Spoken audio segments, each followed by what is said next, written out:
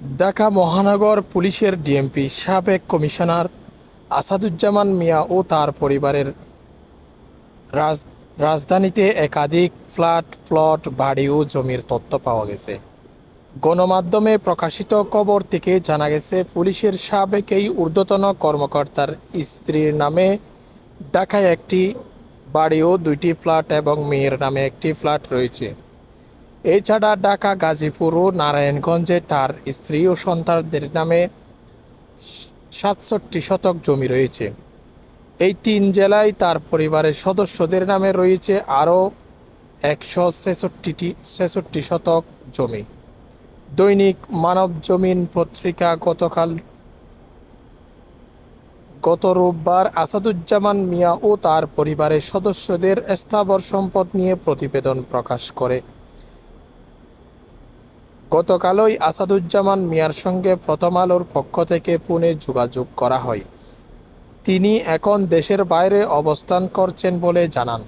ফোনে এই প্রতিবেদকের সঙ্গে তিনি প্রায় ১ ঘণ্টা কথা বলেন। কোন সম্পদ কিভাবে কেনা তা প্রথম আলোর কাছে তুলে ধরেন আসাদুজ্জামান মিয়া। তার দাবি, সব সম্পদ বৈধ আয়েই কেনা। তবে মানবজমিন যেসব সম্পত্তির তথ্য প্রকাশ করেছে তার সব তথ্য সঠিক নয়। তাদের যত সম্পদ সেটি আয়কর বিবরণীতে বিস্তারিত উল্লেখ আছে। সংবাদ মাধ্যমে প্রকাশিত আসাদুজ্জামান মিয়ার সম্পদের বিষয়ে জানতে চাইলে গতকাল রাতে মুঠোফোনে দুর্নীতি দমন কমিশনের দুদক কমিশনার জহুরুল হক প্রথম আলোকে বলেন, আসাদুজ্জামান মিয়ার সম্পদের তথ্য প্রকাশের খবর তার নজরে আসেনি। কারো সম্পদ থাকলেই সেটা অবৈধ হবে তা নয়। যদি সাবেক এই পুলিশ কর্মকর্তার জ্ঞাত আয় বহির্ভূত সম্পদের খোঁজ পাওয়া যায় তাহলে দুদক ব্যবস্থা নেবে।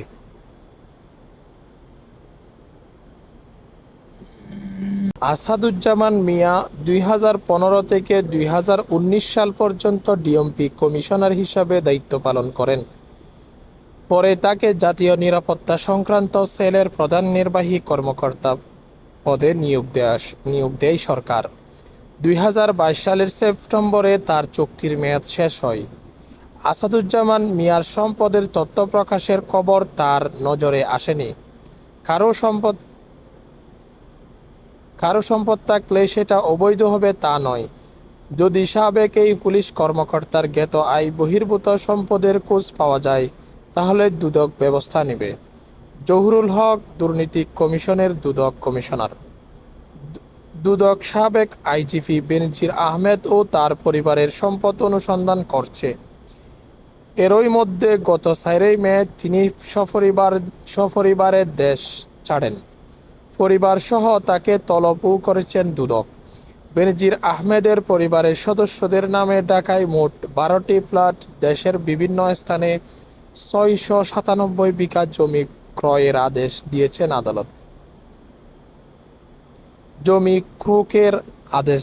আদালত। এর বাইরে আদালতের নির্দেশে ৩০ লাখ টাকার সঞ্চয়পত্র, ৩৩টি ব্যাংক হিসাব, একটি বেসরকারি টেলিভিশন সহ ২টি প্রতিষ্ঠানের শেয়ার এবং ৩টি বিও হিসাব ও শেয়ার ব্যবসার বেনিফিশিয়ারি ওয়ারেন্টস অ্যাকাউন্ট অবরুদ্ধ করা হয়েছে। আসাদুজ্জামান মিয়া যা বললেন, মানবজমিনে প্রকাশিত প্রতিবেদনের তথ্য বলেছে, রাজধানীর বসুন্ধরা আবাসিক এলাকার এল ব্লকের লেন 1 ১৬৬ এবং ১৬৭ নম্বরে ১০ কাঠা জমির উপর ৬তলা একটি বাড়ি রয়েছে। বাড়িটির মালিক আসাদুজ্জামান মিয়ার স্ত্রী আফরোজা জামান। ব্যাংক থেকে ঋণ নিয়ে বাড়িটি নির্মাণ করা হয়েছে বলে তিনি প্রথম আলোকে জানান।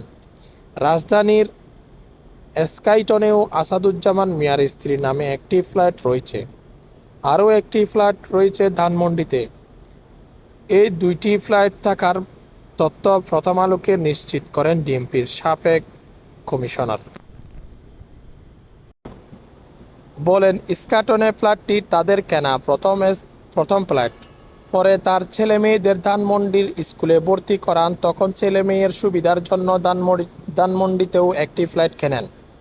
বৈধ বৈধ আয়ে এসব জমি কেনা হয়েছে উত্তরাধিকার সূত্রে তার স্ত্রী, এবং তিনি অনেক সম্পদের মালিক।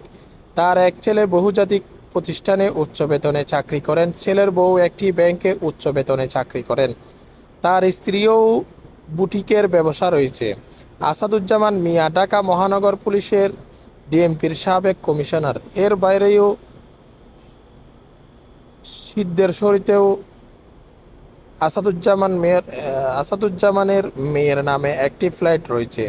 আসাদুজ্জামান মিয়া প্রথম আলোকে বলেন, তার মেয়ে চিকিৎসক, জামাতাও চিকিৎসক। ওই ফ্ল্যাট বৈধ আয়ে তারা কিনেছেন। গাজীপুরের কালীগঞ্জের চাঁদকুলার মৌজায় 2017 থেকে 2019 সালের মধ্যে সর্বমোট 106 শতক জমি কেনা হয় আসাদুজ্জামানের স্ত্রী আফরোজা জামানের নামে। এছাড়া 2018 সালে নারায়ণগঞ্জের রূপগঞ্জের কোয়ামশাইল কায়েতপাড়া মৌজায় আফরোজার নামে 28 শতক জমি কেনা হয়। একই বছর একই মৌজায় আরও 32 শতক জমি কেনা হয় তার নামে। মানবজমিনের প্রতিবেদনে এসব তথ্যের বিষয়ে আসাদুজ্জামান মিয়া প্রথম আলোকে বলেন, বৈধ আয়ে এসব জমি কেনা হয়েছে উত্তরাধিকার সূত্রে তার স্ত্রী, এবং তিনি অনেক সম্পদের মালিক।